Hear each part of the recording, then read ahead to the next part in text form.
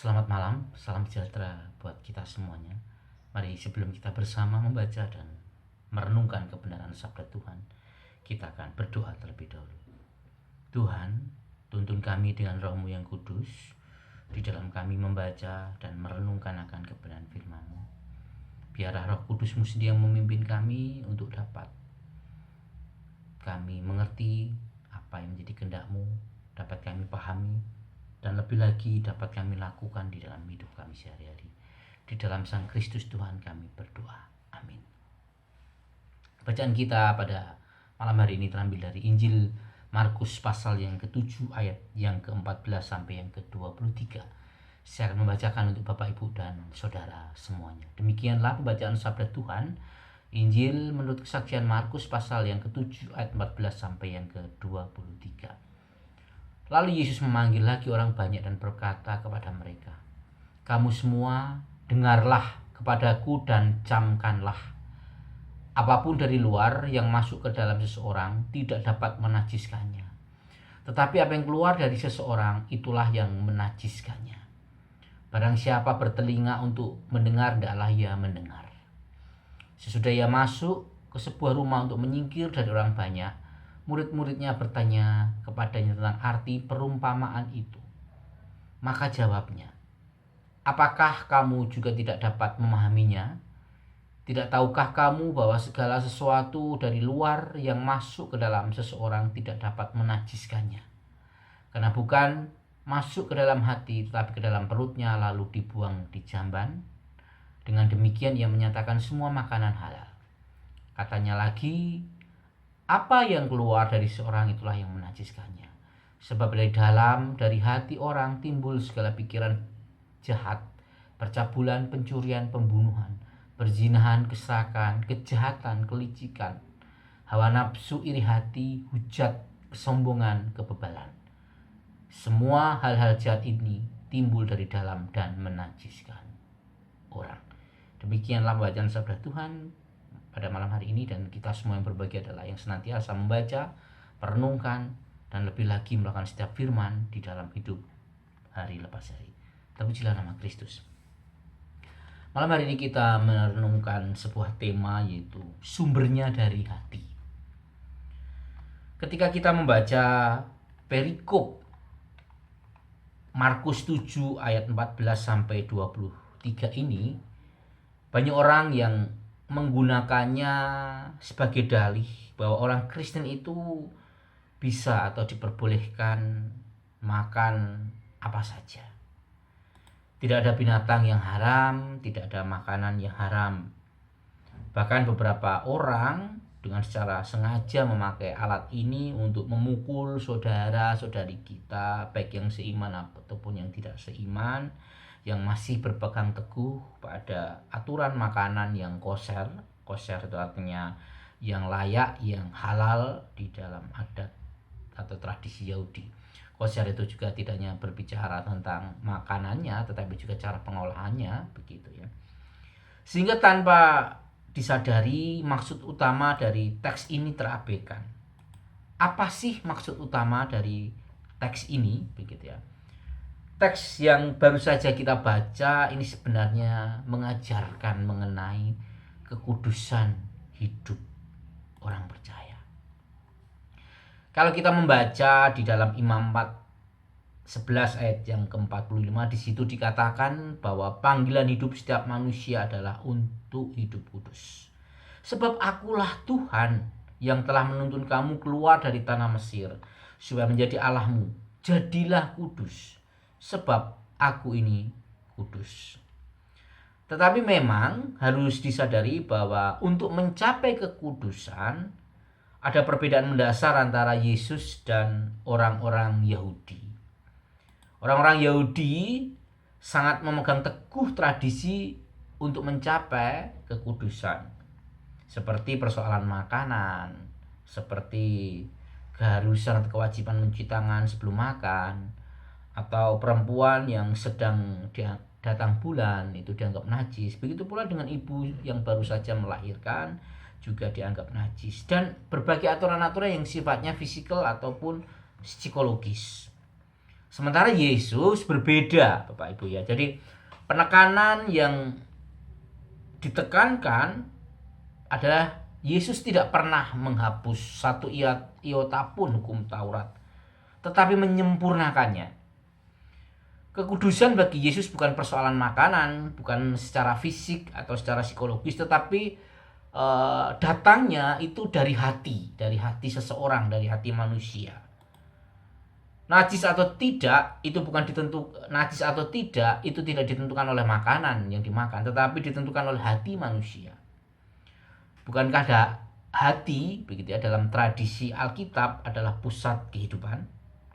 Dalam hati juga manusia diajak untuk mengolah segala sesuatu yang akan dilakukannya, mengolah kehendak. Pertimbangan secara matang berdasarkan cinta Allah akan menentukan tindakan atau laku yang akan dikerjakan manusia tersebut. Misalnya persoalan mencuci tangan. Dalam satu kisah diceritakan bagaimana Yesus makan tanpa mencuci tangan lebih dahulu, sehingga orang Farisi heran ketika melihatnya. Ini tertulis dalam Lukas 11 ayat 38. Kalau pembacaan kita hanya sekedar berfokus pada persoalan fisik, dengan gegabah kita akan mengatakan bahwa persoalan mencuci tangan itu tidak alkitabiah, sehingga kita pun tidak perlu mengerjakannya. Sehingga rame-rame kemudian kita mengkampanyekan anti cuci tangan karena ini tidak alkitabiah begitu ya. Tetapi penelitian modern mengatakan bahwa mencuci tangan sangat perlu sekali. Padahal kalau kita melihat secara keseluruhan teks itu gitu ya, maksudnya itu bukan seperti itu begitu ya. Artinya tidak mengajak kita untuk tidak mencuci tangan sebelum makan, tidak. Jadi Bapak Ibu yang dikasihi Tuhan, hati itu merupakan pusat dari kehidupan, di mana roh Allah itu sebenarnya kalau orang percaya itu menguasai.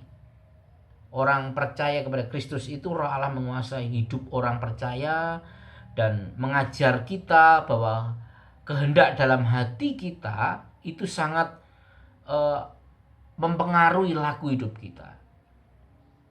Dari hati yang gelap gulita, dari hati yang tidak dikuasai oleh roh Allah sendiri, itu muncul kenajisan, muncul pemikiran jahat gitu ya. Ada percabulan juga, ada pencurian, ada pembunuhan, ada perzinahan, keserakahan, kemudian kejahatan, kelicikan, hawa nafsu, begitu ya, iri hati, hujat, kesombongan, begitu ya, dan kebebalan. Ini bisa kita lihat di dalam ayat 21 sampai yang ke-28.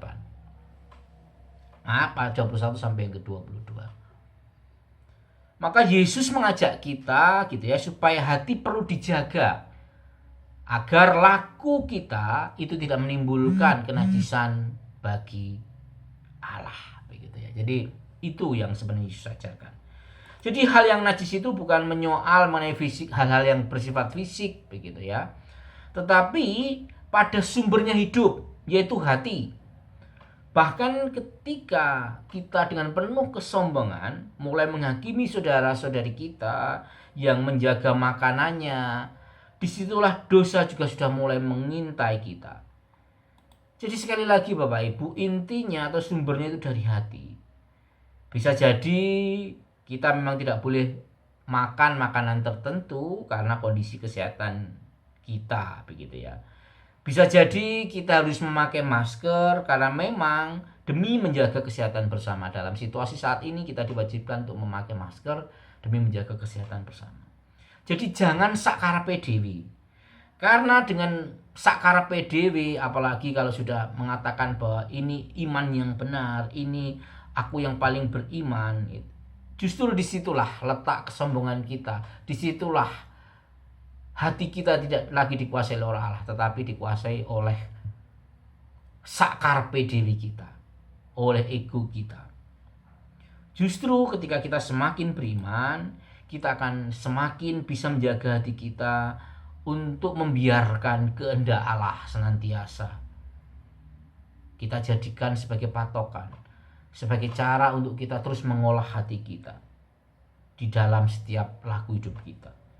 Jadi mari kita menjaga hati kita, mari kita jangan menodai hati kita. Sama seperti nasihat Paulus kepada Timotius di dalam 2 Timotius 2 ayat 2 Timotius 1 ayat yang kelima, di dalam terjemahan bahasa Indonesia masa kini di situ dikatakan supaya memiliki hati yang murni dan hati nurani yang suci serta sungguh-sungguh percaya kepada Tuhan, dan dengan demikian mereka dapat mengasihi sesamanya. Mari Bapak Ibu dan kasih Tuhan, kita jadikan hati kita sungguh dikuasai oleh Roh Allah, sehingga hati kita senantiasa mampu menentukan laku hidup kita. Hidup kita tidak menghasilkan kenajisan. Mari kita menjaga hati kita, karena sumbernya kenajisan itu dari dalam hati, bukan dari apa yang kita makan, bukan apa yang kelihatan. Biarlah Tuhan sendiri di dalam rohnya mengajar kita untuk senantiasa menjaga hati kita dan membiarkan Roh Allah untuk senantiasa juga menjaga hati kita.